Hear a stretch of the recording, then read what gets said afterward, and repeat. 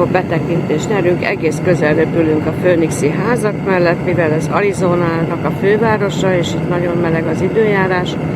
Majdnem minden házban, ahol láthatjuk is, nagy uszoda van, illetve mellette jacuzzi. Ez itt teljesen természetes. Tehát a jacuzzi és az uszoda együtt, így értem a felállást. Ott van egy gyerekjátszótér.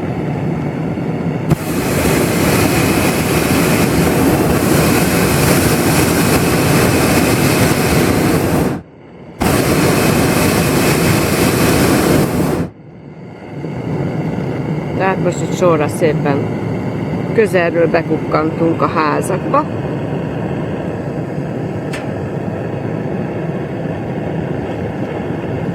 Mindenhol uszoda és jacuzzi. Napelemek a ház tetején.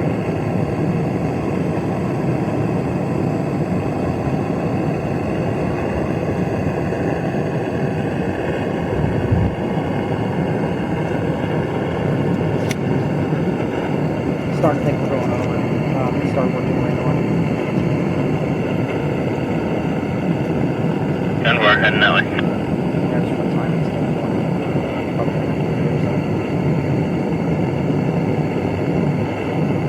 I think it'd be a lot better.